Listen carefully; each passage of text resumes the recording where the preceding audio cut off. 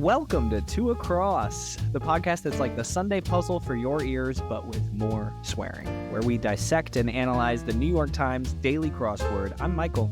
I'm Alex. On the pod today, we're talking about Ted Lasso, the procedures of Saturnalia, and Ouroboros, the world eater. So grab your crossword and a pencil. Or if you're feeling frisky, a pen. Because this is Two Across, and we're here to nuzzle your puzzle. Nice. Woo. How was your week, Alex? My week was fantastic. Just, wow. What a week. What a week. We had a great week of crosswords, too. We had a great week of crosswords. Some ups and some downs. No terrible puzzles. I think they all had highlights and lowlights. So, great week to discuss. I disagree. I think there's at least one puzzle that had no lowlights, but we'll get to that in a little bit. All right. Can't wait to hear which one you think that was. Let's go to Monday. Let's talk about Monday's puzzle. Monday continues the long-standing New York Times crossword tradition of having a bunch of clues that rhyme. And you're not a fan. It's not that I wasn't a fan. It's just like, if you're gonna come up with a bunch of things that rhyme, and I know you're gonna talk to me about spelling, but that's what's way more boring than rhyming is spelling. And so if you're gonna pick between the two, give me things that are cooler than hypotenuse. Hypotenuse is cool. Hypotenuse is chocolate mousse is really good. Jamba Juice is fine, I suppose. Fast and Loose is fine. Here's my problem: is that chocolate mousse is like the standard. It's the spanner. It goes all the way across the puzzle, and it's a delight. It's everything you want in a crossword answer, and then everything else is just fine. Hypotenuse is fine. Fast and Loose is fine. What the Deuce is fine. Jamba Juice is fine. So. What are we? The 2007 Cavs? Like, are we just going to have a really good... So the 2007 Cavs went to the NBA Finals led by LeBron James, but he was surrounded by a bunch of, like schmucks, like Zydrunas Ilgauskas. And that's a name you haven't heard in a long time. Rhyme that one 4 times. and so if you're going to have LeBron James in the center theme, at least give me like an Anthony Davis somewhere. This has been NBA crossword talk with Michael. I want the other 4 to be a little bit better. LeBron and AD would totally win the championship if they're on the same team. I think what you're overlooking here is the funness to say of these things. If you forget about what hypotenuse actually means, because it's a math thing that's pretty lame, but it's fun to say. It's called the hypotenuse. I don't know about you, but when I was in 6th grade and I learned about what a hypotenuse was, I was like, you're joking. It's called the what? It's called the hypotenuse? That's hilarious. Hypotenuse. Mom, I learned that about the hypotenuse today at school. And she's like, wow, that's fun. Because she's lost her sense of childlike joy and wonder. So have I. Hypotenuse, fast and loose, what the deuce, Jamba Juice. It's fantastic. There's a reason they use that rhyme in the Fairly Odd Parents theme song. They could have picked 4 things that rhymed with mud, but that wouldn't have been fun. Juice is fun. Moose, loose, noose, deuce, Jamba Juice. It's fun. It's fun time. It's fun to say. And I will talk to you about the spelling, because as is tradition, when you have all these themes that rhyme, they all need to be spelled differently. You can only use things that have that different kind of spelling, which all 5 of these do, and they're fun to say. So it's a win. It's a win for me theme-wise. It's almost as enjoyable as Pizza Party. Oh my gosh, really? Like as enjoyment, as like thinking about the things that go on pizza. It's super low for me. It's super low for me. It's one of my least favorite Mondays of the year, I think. And I've stayed with that because we also get, so with this puzzle, the other clues: lay to waste, stood aside. These are the other long clues that get featured in this puzzle. And then there's some like medium length clues like abetted. And is there anything else that's even 7 letters? I don't think there is. No. And then to fill that, we get feet and we get crossing with Bete Noir in part 1 of our Bete Noir series. And we get what might end up being the worst cross of the week, Mine and Nene down here in the bottom right-hand corner. Yeah. And, you know, there's just like some fill in here that It's whack. It's whack. It's whack. Yeah, I totally agree with you there. It's which is why this is not anywhere near the level of Pizza Party as like a puzzle for me. Because yeah, you don't want this kind of stuff on a Monday. I don't care how fun your rhymes are for the people who enjoy rhymes, but yeah, you can't.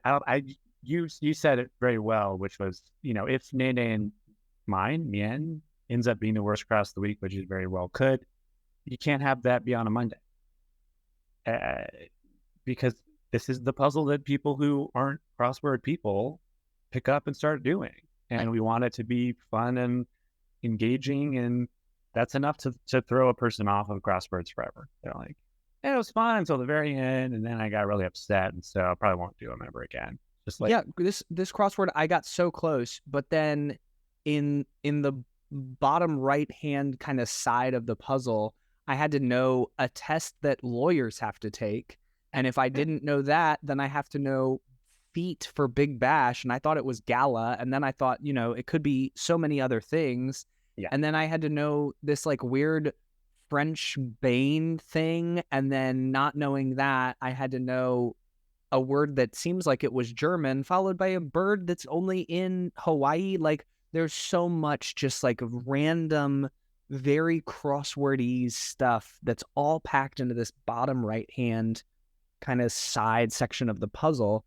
And it just it could absolutely turn you off, even if you were like, I agree with Alex and I care more about spelling than rhymes, you know, like I love rhymes. People. I rhyme for a living. I 100% agree. I think if this were on any other day of the week, we wouldn't love it, but we wouldn't be coming down as hard on it. I agree. This is Monday. It needs to be the most accessible puzzle of the week, and this ain't it. Let's talk about Tuesday. Yeah, Tuesday had a weird dichotomy between a theme that is so fun and a revealer that is so bland. And I don't know if I've seen this kind of mix before, where it's like they're able.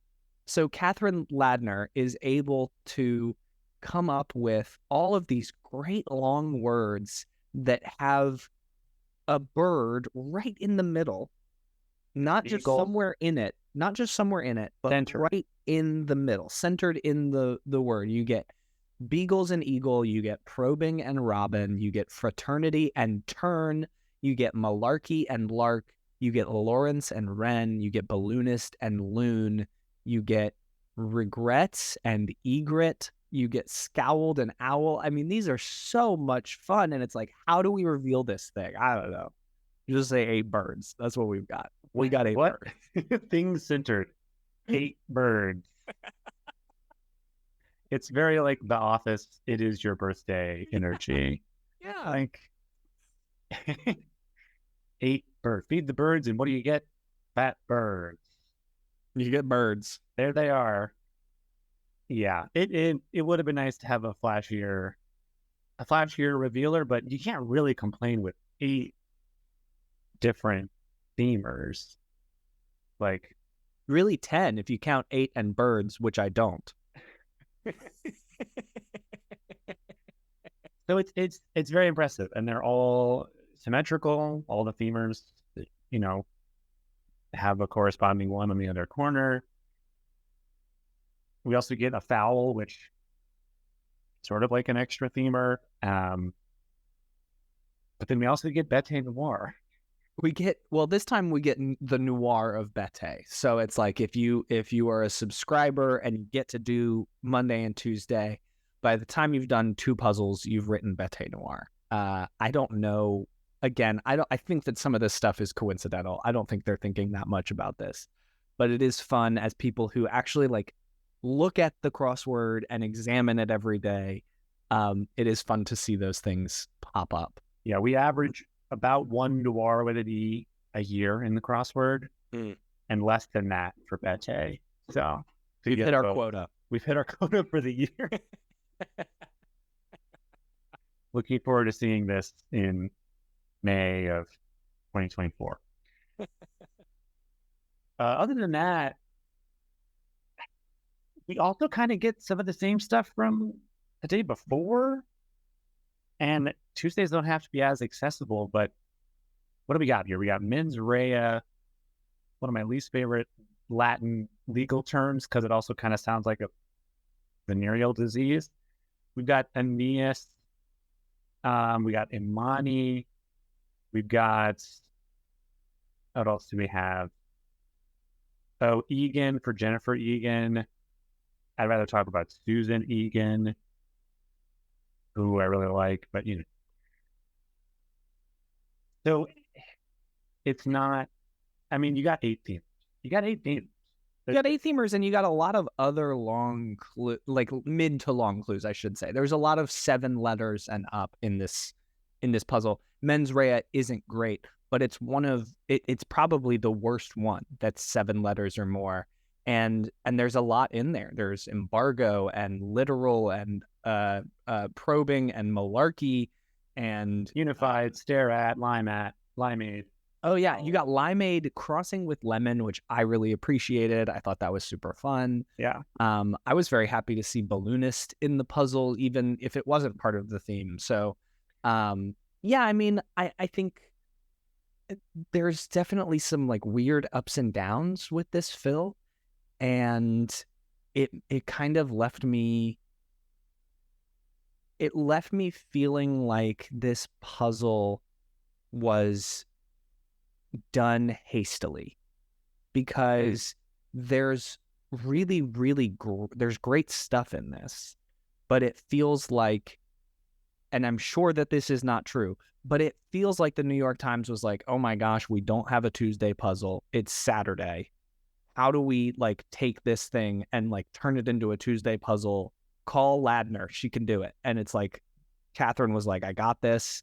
She whipped this thing together because there's great stuff in it, but it feels choppy and it feels inconsistent throughout. And I felt like I was solving 2 different puzzles at times, because you get the really great stuff and you get some kind of blah in the middle. Yeah, and it also feels like 2 different puzzles when you look at the difficulty, which it's a Tuesday. It should be the second easiest day of the week. Monday was a little bit harder than usual. So I guess Tuesday needs to be a little harder than usual, but like the clue for lemon is fruit that makes your lips pucker. That's a Monday clue. That's like a 3rd grader's crossword clue. Yeah. But then, yeah, you've got Aeneas and mens rea and talking about a peat bog. And, you know, it's like, where are we landing? And I'm a little bit different. I don't see that and think this was hastily put together. I see that and think 8 themers, 10 theme entries total. They probably worked really hard at this for several dozens of hours, and this was like the best that you could get. Yeah, but even if it's the best you can get, and maybe this is some New York Times editing staff, even if it's the best that you can get, lemon and limeade crossing each other doesn't have to be boring. Like, once you get the fill for a puzzle, you can clue things however you want. Not however you want, but I mean, you don't have to end up with a fruit that makes your lips pucker. And I hear you, and I think I agree that maybe they're just trying to calibrate between Aeneas and mens rea and Siri and ingot and armlet and some of these other like tough things. Yeah. But I don't know. I think that there's ways of making those maybe less hard and there's ways of balancing it better. So I don't know. It was fine. And I'm like you, I like birds. So ultimately I had fun doing it. But Yeah, I agree. I think it would have been better as a Wednesday for many reasons. But well, let's talk about Wednesday. let's talk about Wednesday. What a fun theme. This reminded me of the as seen on TV puzzle from last week. AS seen on TV. Mm-hmm. People with the names AS. Mm-hmm. And we get Beastie Boys here. Here's a bunch of boys who have names that are Beastie. Here they are. Wolf Blitzer. Yeah. Tiger Woods. Bear Grylls. Buffalo Bill. All right. So if each one of them, here's what I want to know about this puzzle. Uh-huh. If each one of them retained their own personality, but was turned into the animal of their name, and they fought to the death, who's coming out victorious? Bear Grylls. Wait, does Buffalo Bill get his guns? Buffalo Bill gets his guns, but he also has hoofs. Oh, that's funny. They're human. They're human guns. It's 100% Bear Grylls. I'm not convinced a wolf, a tiger, and a buffalo joining forces could beat a bear, and that's before it's Bear fucking Grylls, who is like can survive anything. He's like, okay. So here's what I want to know: is what kind of bear is it? Because I was thinking like a brown bear, like a grizzly bear. Wow. If it's a polar bear, then it's over. Game over. Game over. I think you're right. If it's a grizzly bear, Bear Grylls probably takes it. He's got resourcefulness. He can wait him out. He can do it all. He can drink his own pee. He can drink his own pee. But if it's a black bear, I think maybe we're in different territory. I do think Tiger Woods is the second. And then I think Buffalo Bill as a buffalo. Buffaloes are not predators. But I think Buffalo Bill with his personality as a buffalo takes down Wolf Blitzer as a wolf. Wolf Blitzer is definitely the bottom of the pile. Wolf Blitzer is probably as a wolf talking about whether the tiger or the bear is looking better to the American people right now.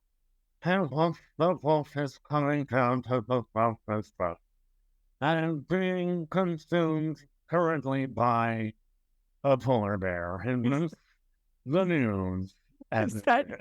Is that your wolf? My wolf Blitzer. I mean, I heard that. That's pretty good.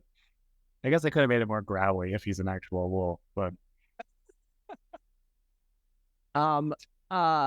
it's a fun puzzle. I'll let you talk a little bit about the fill. I just want to say that I really liked the proper nounage of 20 across Allison Janney and 35 across St. Vincent. Partially because I like both of those people, but also because it's the kind of proper nounage. I just want to call attention to it because Allison Janney in particular is if you did not know who that was, Allison is reasonably gettable. And I think that when I get upset about proper nounage, it's when somebody is like Allison blank and you've got to get Janney. And it's like that, we don't know what that is. That could be any name. It could be anything. Allison, you see a blank, you see it's a person, you get blank LL blank S and you're like, oh, it could be Allison for sure. You get blank L blank S and you're like, is it Melissa? I don't know. But like there's ways to get there. Same with Vincent. Once you see the V, once you see the N and the C, there's ways to get there. I like that about proper nounage. It makes me much less likely to complain about proper nounage if it's a first name like this or a name that is reasonably gettable. Your thoughts? It's an interesting little conundrum because at the same time that I agree with you that Allison and Vincent are definitely more gettable for people who don't know that actor and that singer, I kind of enjoy when I learn a new person or like see a weird name that like if it is someone that I know, like we had Lupita Lupita Nyong'o, and like she's fantastic, and more people should know who she is.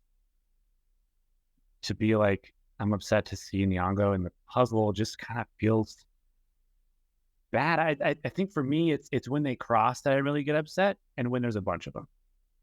If there's just one, you put one Lupita in the puzzle, I'm never gonna be upset about that. I'm all for more Lupita Nyong'o specifically. Yeah.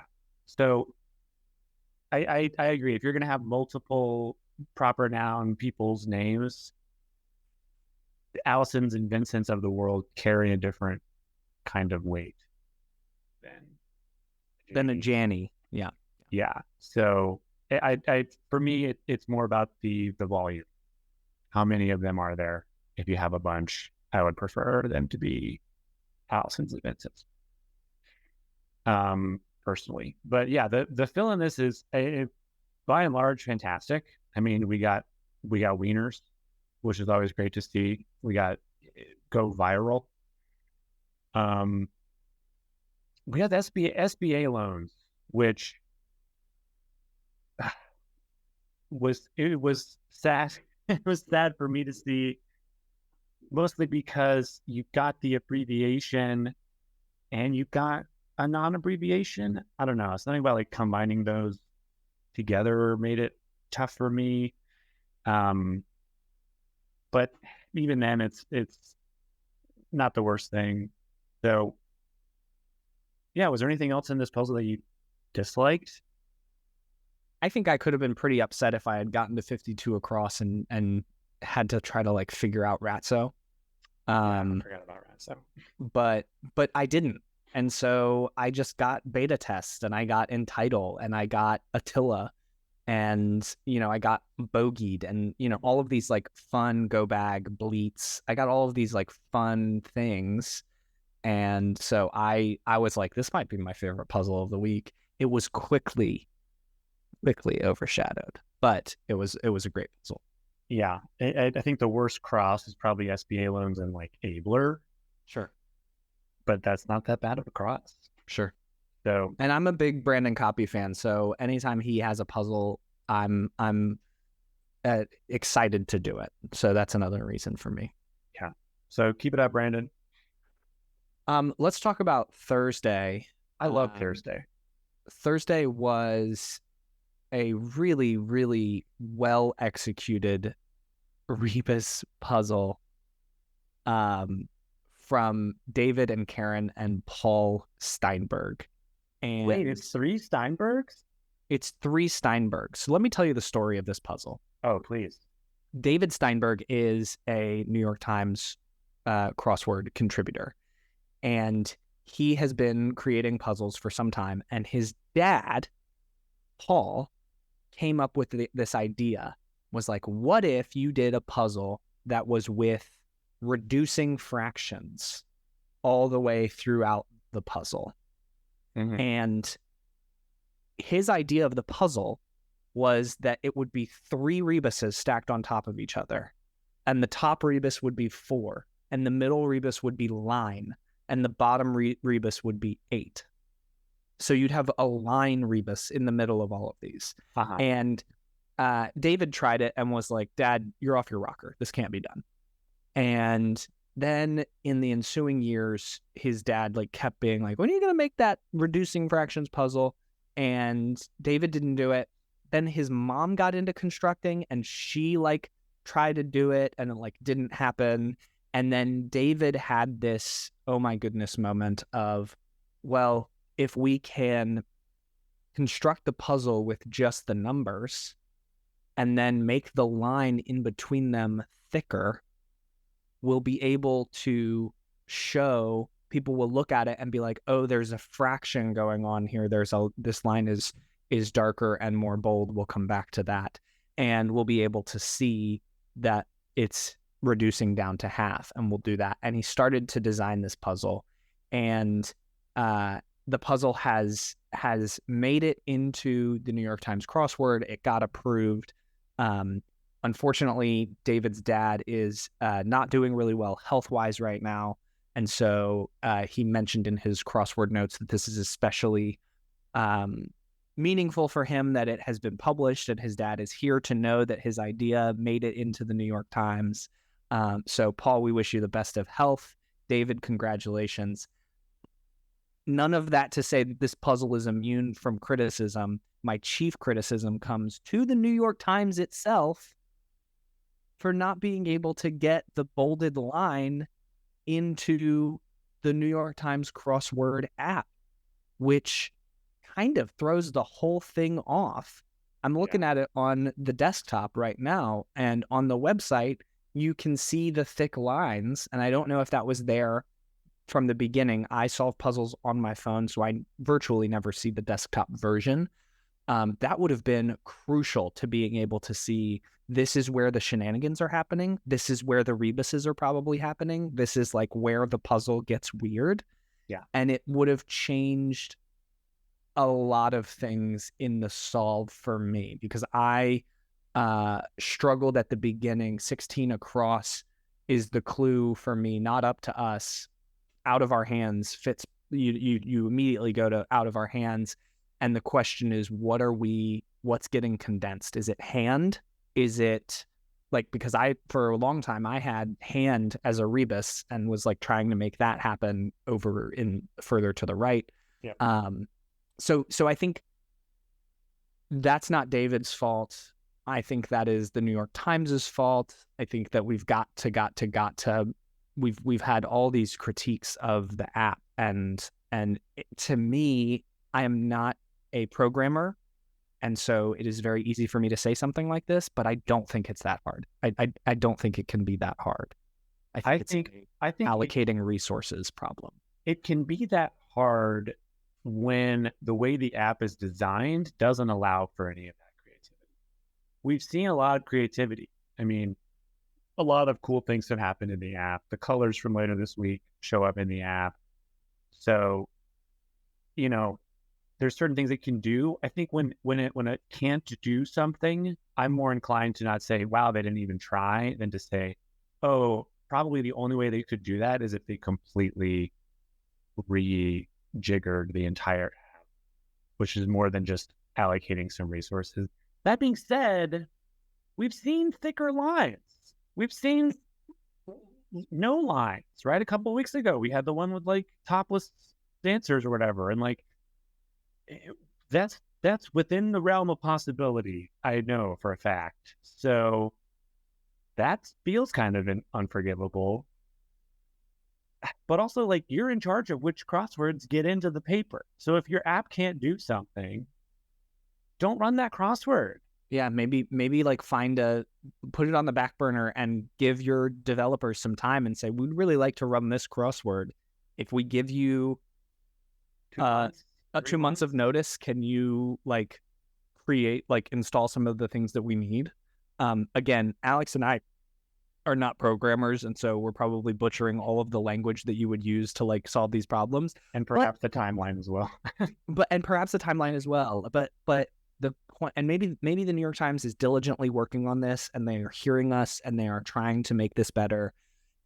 But it is very telling that I think on each of the last 3 pods, we have had this kind of complaint where a puzzle is right there, and through no fault of the constructor, the experience gets severely changed, adjusted, just by virtue of what app you're using or in what way you're engaging with the puzzle. So, and again, we don't have the numbers on this, but I got to imagine the number of people solving these things on the app is substantial.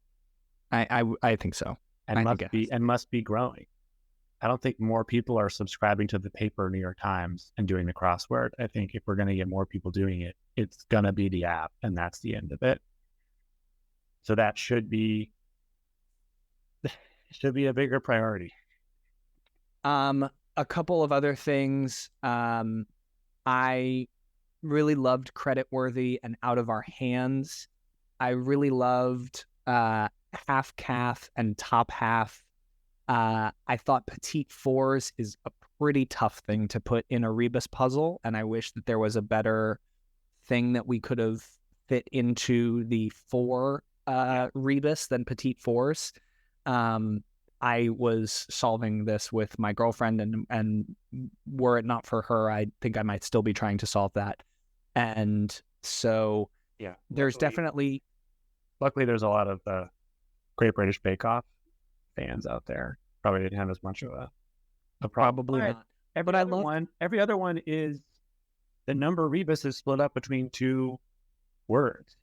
That's true. That's true. So that feels like or just within 1 word, like atoned is just right, or heightened. It's just right. It's just in the word, but it's not the word itself. Right. Right.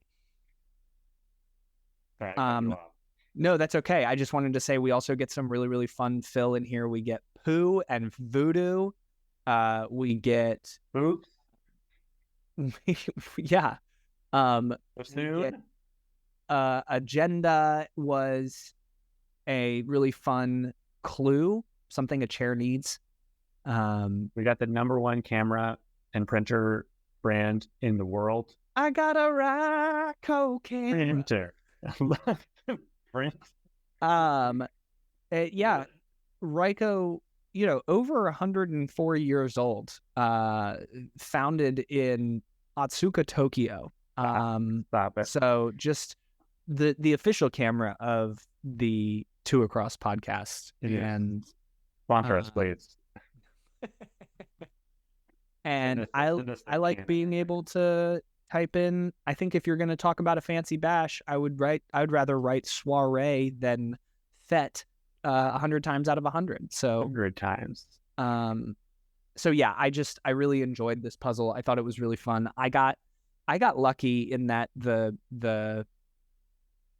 rebuses came pretty quickly to me, and I kind of figured out what was going on without the bold lines. But again, I just keep coming back to we gotta do. Paul Steinberg deserves better than that. So I didn't have that luck. I was a complete victim of circumstances. Like I had as it stands instead of as it is for 46 down. I just threw stand in there because why not? And everything else kind of worked. And yeah, not being able to see where the rebus. Did you have stand as the rebus? No, I had no idea what the rebus was. I was just throwing random stuff in there. Because I had as it stands. So early in doing this puzzle, I thought hand was the rebus and out of our hands. And then I was like stumped. And then I got down here and I was like, oh, maybe this is as it stands. And it's like rhyming rebuses. Ooh. And so I like put stand. So I didn't solve this without any hiccups, I'll say. Yeah, I had a lot of hiccups. And that's my biggest complaint about rebuses is when you don't know where they go. And this was one of those times where it was not clear where the rebuses were supposed to go. I mean, eventually you realize like all these long ones are not working. I basically had the rest of the puzzle solved except for those. And that's the worst kind of rebus for me, where you basically just have to solve everything else to then figure it out. I think that the thick lines would have made it a much less horrific experience to me. And so, yep, this one's totally on the app and on the people in charge. We can't blame the developers because I'm sure they didn't have time. They were doing a lot of other things that the company was telling them to do, but we can blame the company. We can blame the New York Times. Let's talk about Friday. Let's talk about Friday. A really fun theme list from John Eubank. Eubank. Yeah.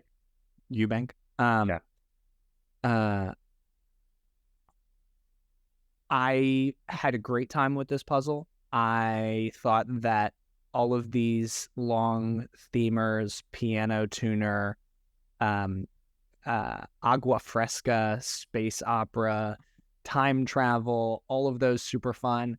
Everest Base Camp was... I don't know that I've ever heard of it as Everest Base Camp. That felt a little bit like crossword phrasing to make it fit, but I don't know what else you would call it though. I agree. I just think it's something that it's the base camp at Everest. I don't know. I don't know. So, um, I still I'm still surprised that char is a fish in the Arctic. Didn't know? That felt a little bit hard, but I love reference to the Bad Boy Pistons. Shout out Isaiah Thomas. I'm sorry you weren't left off of the Dream Team. And I thought that there were some like fun, you can take it or leave it, becoming final offer was really fun. In that case was super fun. We got to have Donkey, which I wish would be clued as to evoke Shrek more often, but we get a lot of politics with Donkey in here. Of the last like 50 times that char has been in the puzzle, it's been the fish 4 times. Wow. So it's a Friday. We got up the difficulty. I think this puzzle was a little bit easier than your typical Friday. So maybe was just an editorial decision to like ramp up the difficulty a little bit. Sure. I liked the final product of this puzzle. I think it was just a vibe thing, though. I'm totally capable of saying like I didn't vibe with this constructor. That does not make the puzzle any worse. It's just me personally not vibing with it. I had a couple of bad beats. I had deduce instead of derive, 47 across, which just happened to make 48 down. So inconsiderate. Dude. And I was like, that's great. That's so good. What a great, clever way to clue dude. Because that is a way that people say that word, but no, it's just rude. So that was a little disappointing. And then when I read Dune, genre for Dune, I think of the book Dune. We now have a new movie, so that's more in the zeitgeist. But a book can't be a space opera, right? Can a book be a space opera? Right? Why can't a book be a space opera? I don't know. I did a lot of research on like the genre and of course, like any genre, it's a lot wider than you think it is. More things are space operas. When I think space opera, I think Flash Gordon and I think Star Wars. Star Wars is like the ultimate space opera. Of course. In space, fast battles, armies, and then like a ton of romance as well. And like, is Guardians of the Galaxy a space opera? No, I don't think so. But I think the genre includes it because the genre also includes like Star Trek, which I think is definitely not a space opera. Like it's in space, but it's way more like philosophical, and operas are just like big emotion and drama. Is Firefly a space opera? I don't think so. I think it's a space western. But it was on the list on the Wikipedia page. Was it? So again, yeah, it's just a much wider net. So I can't really complain about Dune being in there. But Donkey's been in the New York Times 12 times in the Will Shortz era, 8 times clued for politics. I wish it had been related a little bit. It could have been a fun little mini theme with ass down in the bottom left, 57 across. Little ass watch for you. Clued as doofus. That's fine. It's fine. You know what we want. We'll get there. We will. We're getting there. We're moving on. Is there anything else in this puzzle that you wanted to talk about? No. I hit everything I needed to. Let's talk about Saturday. Let's talk about Saturday. Which similarly, puzzle from John Westwig. The Westwig was my favorite Aaron Sorkin TV show. This Saturday was a little bit easier, I think, than your typical Saturday. I think specifically there were a couple of clues that were just very straightforward. You don't get a lot of straightforwardness on Saturdays. Typically when it's straightforward, it's because it's some kind of like proper noun or something. And like, I don't know, but when I read Sword of the Stone, I think Excalibur immediately. Was that the case for you? Nope. Okay. Maybe that's...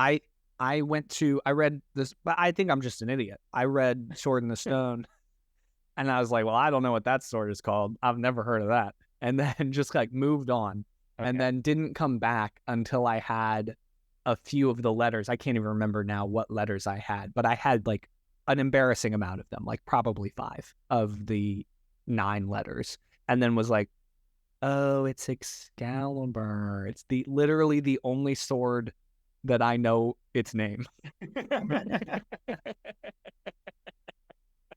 Yeah, like, but I think part of that is that it was a Saturday, and you're not expecting something that's that straightforward. Not the only sword I've heard the name of, but like something else, or something. It's almost like a double feint. Like it's a little bit too straightforward. Sure. The other one that was like that was like 45 down is become acclimatized. It's just like what adapt means. Mm-hmm.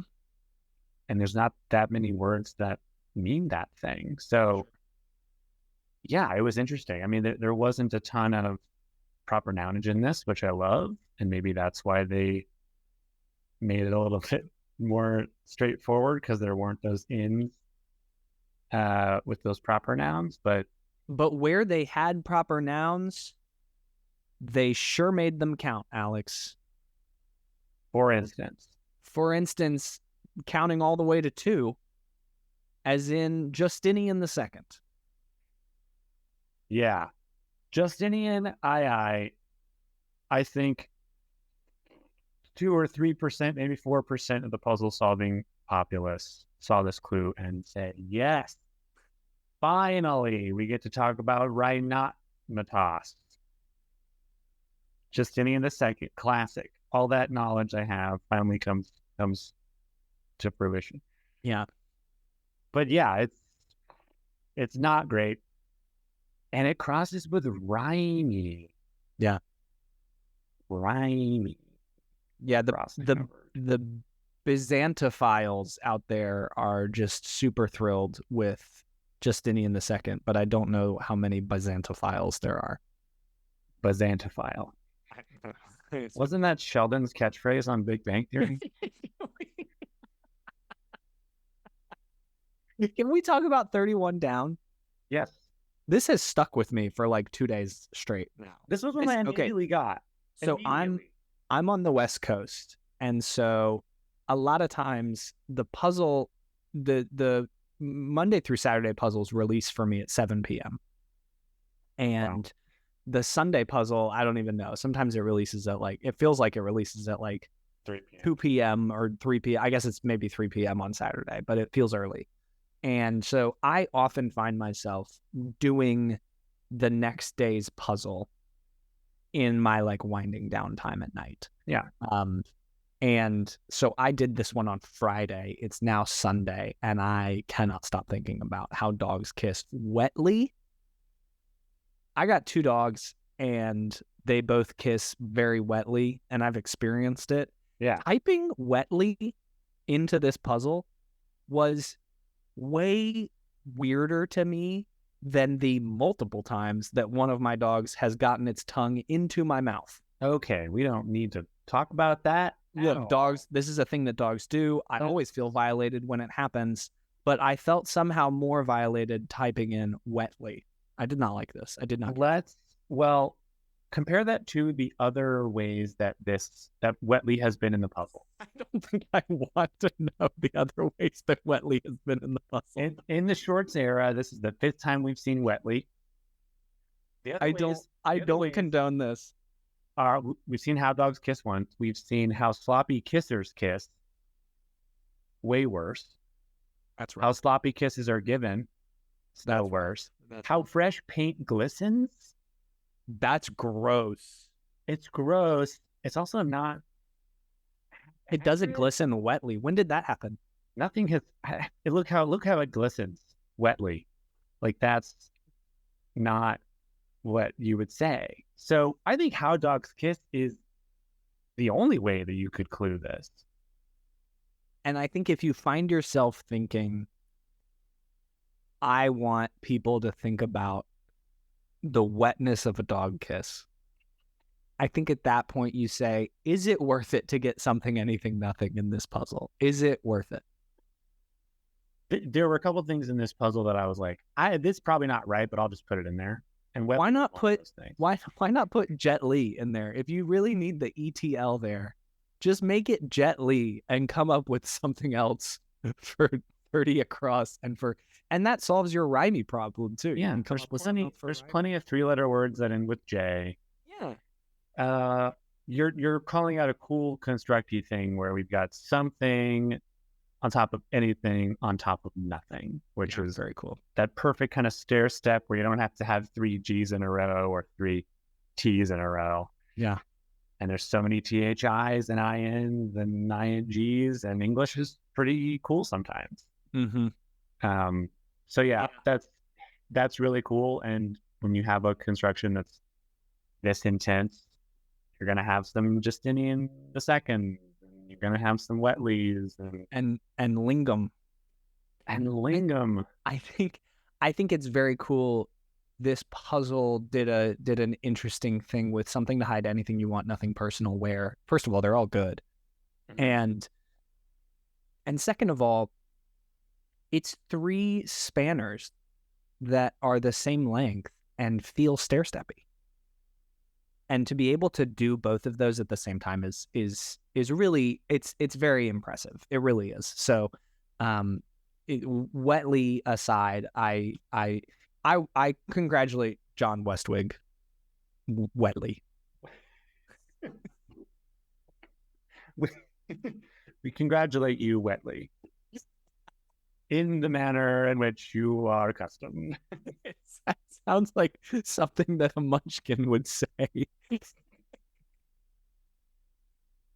We represent. Don't. Did you have Gabby instead of Gassy for 18? I sure did. Yeah. I sure did. I remember seeing Gassy before, though, clued this way. And I'm just like, just talk about farts. Just let it. Just let go. Let's just get there. That is the better out than in. That is the lesson of the fart. Yes, better out than in. Let it go. Can't hold it back anymore. Pat Sajak. Do you want to talk about ESP? Oh yeah, there were a couple. First of all, we had BTS 2 days in a row, which I know we did, Jen. BTS coming in hot, big names. Learning. That's the only way they know how. ESP was medium capacity. A medium capacity. Fantastic. And then Cider Apple Press release. Apple Press release. Cider. These are the kind of clues. I'm like in the process of creating my first crosswords, and like I want to get a puzzle into the Times one day. Those are the kind of clues where I'm like, how do you come up with that? How do you come up with it? I know that there are people who work for the Times, the editors, who will like add in some jokes when there aren't a lot of jokes. So sometimes I think about that, like, we don't know what John actually brought to the puzzle. Apparently, sometimes it's a very low percentage of your original clues that make it in, which is kind of upsetting. But yeah, it's so fun. It really is. It's a great press release. It's a great time. Medium capacity. And as we know, I wanted to say this last week, but you know what they say about steak jokes. Jokes about steak. They're best well done. They're a rare medium well done. So, yeah. That's it for the pod this week. Wait, no. Wait, we got one more. Gotta get to shout out to Dex Shepard. Did I say Dex? Dax. Shout out to Jadzia Dax as well. We'll get you in the puzzle one day. Sure we will. Someday was a delight to open the app to, just to see the colors. We've been in black and white in the puzzle forever, and this was really cool. I wonder what the paper looks like today. I know that there is a Sunday magazine for the New York Times that does have color. Yeah. this random color in there, but in the paper, what do they do? Do they not run the Sunday? Is there not a Sunday New York Times? There absolutely is a Sunday New York Times. Okay. It's the big paper. It's the Sunday Times. Yeah, it's big. It's huge. Yeah. Text your paper guy. I'm gonna text my paper guy right now. See if he responds those ever done. Here's what I want to say about this. It was a delight to open, and then it was a delight to freaking fill out.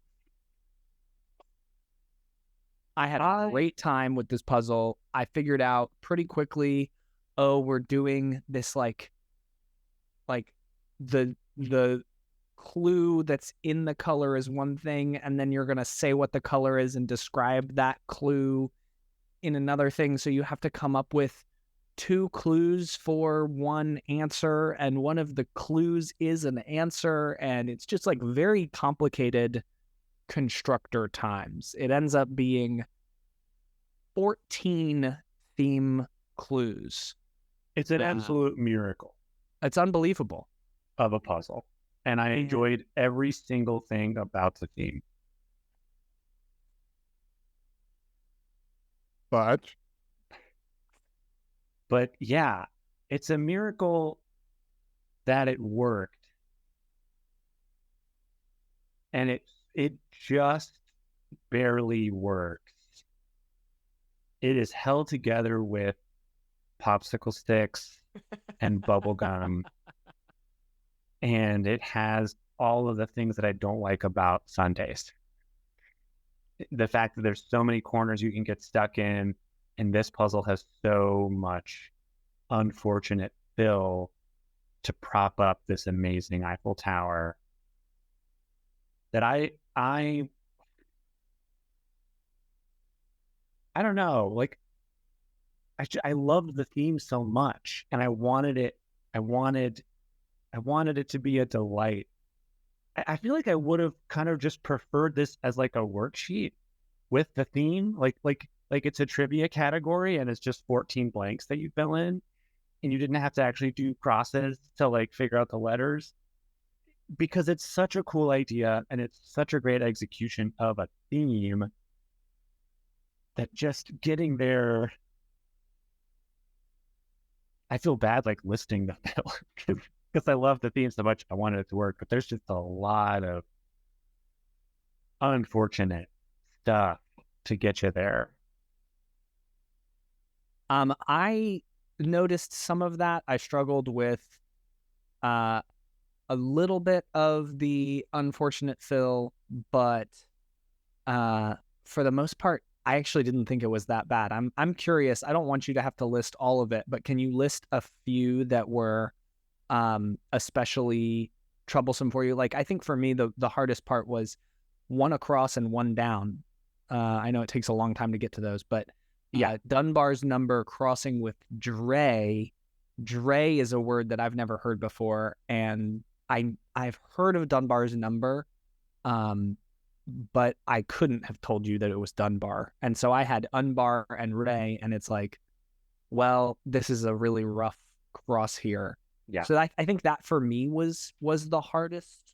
And you can kind of just pour out from there. Dre also crosses with who you. Oh, I like who you. Who you is a taunting response to a challenger. Once you have the answer, you can look back and be like, oh, yeah, that totally makes sense. But can you get who you from taunting response to a challenger? I don't think so. 14 not unless you have a couple of crosses. But I think I got that with, I think all I had was, I had Woot and I had Catherine O'Hara. So I had the WH and then I had no. And I think that's all I had. Yeah. At no point did I believe that any of this was not gettable. Sure. It's totally gettable. I just think it's unfortunate. And 14 down is Anorak. Mm-hmm. So we've got Anorak, Who You, Dre, Dunbar, and the thing tying it all together is armoire, which is good and fun, but it is French. So like, it's just stuff like that, you know, like nodule is also there. Like any of these on its own is fine. But when you kind of stack them up, we've got it is so 21 across. We've got Sedna 44 across. We've got Ocala 69 across. We've got uh, we've got the Blue Jackets, by the way, great hockey team that exists. Okay, so Alex and I just drove across the country, and while we were driving across the country, you try to do anything and everything to get your way through some of the mind-numbing parts of any super long road trip. There's always those lulls, and one of the things that we did was we love to do trivia, so finish that movie quote or name these things in our interests. And Alex, as all you nuzzlers know, is a big hockey fan. And I am much less of a hockey fan. And most of my hockey exposure comes through Alex. Mm. And so he said, okay, do you think that you can list all of the NHL teams? And I was like, absolutely, I can do that. I am a white male with too much confidence. And so I tried and I failed. And one of the ones that I absolutely failed on was the Toledo Blue Jackets. Where are they from? Cincinnati? Columbus. Columbus. The Columbus Blue Jackets, which even Alex, after he told me that that was an NHL team, I did not believe him. And I had to like look it up. And even after I saw it on the internet, I thought it was an elaborate prank because I have never heard of that hockey team. Oh, yeah. And they're pretty much every hockey team I've heard of. I even knew about the Vegas Golden Knights, and they're like brand new. And I know about the Seattle Kraken, and they're brand new. The Blue Jackets are not a real team. I still don't believe it. So to see them in this puzzle, oh my gosh, I knew in that moment what Alex was going to think when he saw it. And I knew he was going to think of me, and I sure thought of you, Alex. Oh, yeah. I wonder how many people had that same thought of like, there's an NHL team called the Blue Jackets? Yeah, unfortunately, they've been kind of mediocre for a while, but their time has come. We also, we got D6 down here, and those are just the acrosses, the downs. We have Apia and Enzor, and what else? We got Chow here. And AB 106 down, AB. AB, and there were others. Oh, the right side is like Aleut and Bar right next to each other. So I get it. Like I 100% get it. And this is one example where I'm still glad that they published this puzzle. I think that it's an important puzzle, and I do think that the theme is justifiably insane to try and pull off. And the fact that it just barely works is a miracle. Still a miracle. Yeah. I don't think there's a better way you can do this thing that Raphael did. Yeah, for those of you looking online, if you are like me, you are looking at this and you see you're looking for the blue, the peacoats feel, or the I guess it would be indigo. The indigo, yeah.